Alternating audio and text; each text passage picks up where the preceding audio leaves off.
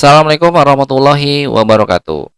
Pada sesi kali ini kita akan bahas tentang entity statistik yang merupakan bagian dari game mekanik. Ini masih kita mengambil definisi dari Ernest Adam tentang beberapa mekanik game. Salah satunya adalah entity statistik. Jadi entity statistik itu berkaitan dengan pengelolaan variabel, baik itu variabel internal dan eksternal. Biasanya untuk kalau internal kaitannya dengan health, mana experience. Kalau misalkan entity statistik biasanya berlaku juga untuk koin dan sebagainya. Nah, di sini untuk membuat mekanik entity statistik biasanya Anda harus menyiapkan tabel-tabel yang nanti akan dikaitkan dengan angka-angka dan nama-nama dari itemnya, nama-nama dari variabelnya. Misalnya Anda membuat tabel data untuk item yang bisa dikonsumsi dalam game. Kalau misalnya apa ya, item hati lah, item hati ini sebetulnya kalau Anda si player yang mengambil icon hati itu kira-kira akan nambah berapa health-nya. Misalnya kalau yang kecil saya kasih 100, kalau yang agak sedang kalau player ngambil 200. Kalau misalkan yang gede nih gambar hatinya diambil jadi 300. Nah, kira-kira seperti itulah. Jadi fungsinya dari entity statistik adalah Anda harus menyiapkan sebuah tabel yang lengkap tentang data-data yang berkaitan dengan benda-benda visual nanti ya, dengan terkait dengan variabel, sehingga programmer nanti bisa dengan mudah memberikan nilai. Kira-kira kalau saya pakai senjata A, damage-nya berapa nih? Saya pakai B, senjata B, damage-nya berapa? Atau saya mengalahkan monster ini, kira-kira saya dapat experience berapa gitu. Itu nanti yang menentukan bukan programmer tapi game designer. Nah, kita akan coba analisis beberapa mekanik entity statistik ya di sini. Contoh yang paling gampang adalah yang di pojok kanan itu adalah jumlah koin pemain. Ini paling gampang. Artinya sudah disiapkan ada sebuah variabel yang akan menyimpan jumlah koin.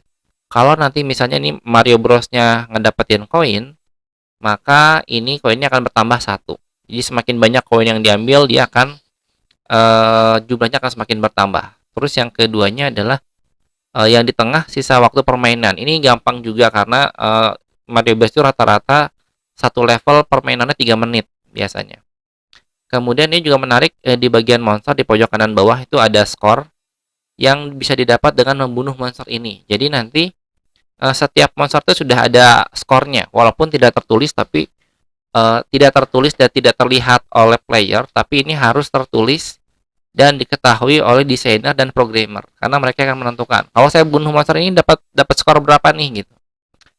Terus di sini juga di Mario Bros ada yang kotak tanda tanya itu, kalau misalkan kita sundul kotak itu kan akan muncul koin, dan itu disundulnya nggak sekali tuh, kita sundul beberapa kali dan dia akan terus mengeluarkan koin sampai batasnya. Jadi ini harus di set juga si kotak tanda tanya ini berisi berapa koin. Kalau misalnya udah 10 maka dia harus dimatikan.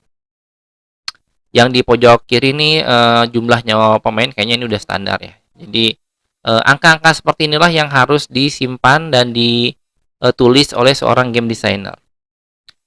Terus untuk yang di game Zelda, Legend of Zelda ini kayaknya juga sama juga ya, mirip-mirip dengan itu karena ini adalah dari keluarga yang sama lah, sama-sama game Nintendo. Cuman bedanya kalau di Zelda itu tidak ada tidak ada nyawa pemain dalam bentuk apa ya, kesempatan, tapi lebih dalam bentuk health bar, dan health barnya ini juga unik karena berbentuknya adalah hati. Terus masalah senjata juga sama di sini, kalau lihat di yang pojok kanan atas itu ada apa tuh, kayak botol potion isinya 4. Nah itu kan ada variabelnya tuh. Ini harus di set juga kira-kira berapa maksimal botol yang bisa diambil oleh player. Misalnya player ini maksimal dalam satu game dia cuma bisa ngambil 9 botol misalnya. Itu juga harus ditulis di dalam dokumen desainnya. Ini Mega Man X, ini kayaknya kalau Mega Man X tuh cukup banyak ya. Cukup banyak juga variabel di dalamnya. Cuma ini yang saya tampilkan adalah masalah nyawa pemain. Kemudian standar untuk game-game FPS itu biasanya ada jumlah health point HP-nya player. kemudian ada ammo itu senjata, ada shield di senjata dan sebagainya. Ini angka-angka ini nanti harus ditulis dan harus tercatat dalam dokumen. Ini game apa nih? Game The Witcher sama juga. Ini ada health bar-nya. Kalau untuk The Witcher mungkin ini ada tambahan ya di bagian setting pada saat kita mau melakukan upgrade karakter. Di sini ada level, kemudian ada experience. Ini juga harus ditulis. Dari level 1 ke level 2 itu butuh experience berapa? Dari level 2 ke level 3 butuh experience berapa? Ini biasanya ada tabel tersendiri, sehingga semakin tinggi levelnya, untuk naik level makin susah biasanya karena jumlah experience yang dibutuhkan semakin besar. Kemudian untuk yang di sini ada karakter ability, ini biasanya skill tree ya, ada butuh skill tree dan pemetaan poinnya juga macam-macam. Untuk bisa ke ngambil skill yang di kanan harus memenuhi skill yang mana dulu. Kalau saya pengen ngambil skill yang di kiri harus dapat skill berapa dulu. Ini agak kompleks sih kalau The Witcher ya. Mungkin yang agak sederhana itu kayak Ragnarok Online.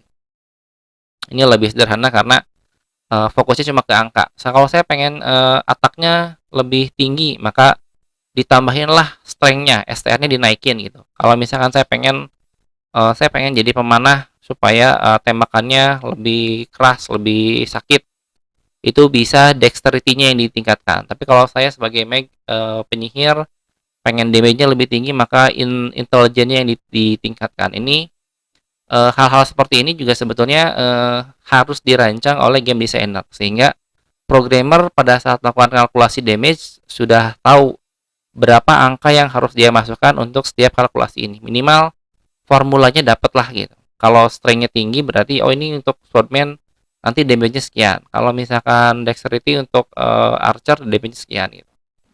Programmer tuh hanya masukin formula dan nilainya aja. Sementara yang mikirin jumlah damage dan ketahanan segala macam itu ada di game designer. Nah, selanjutnya teman-teman bisa coba latihan ya untuk membuat beberapa contoh objek dari entity statistik, dan ini merupakan sebuah challenge yang menurut saya agak sulit juga karena Anda harus membuat tabel-tabel data yang bahkan Anda tidak bisa lihat visualnya. Ini menjadi game designer tuh nggak mudah karena Anda harus merancang sebuah mekanik dalam bentuk angka yang visualnya Anda belum tahu, Anda belum lihat. Nanti baru ketahuan setelah diimplementasikan. Baik, kira-kira itu dulu yang dapat saya sampaikan pada sesi kali ini. Terima kasih banyak atas perhatiannya. Assalamualaikum warahmatullahi wabarakatuh.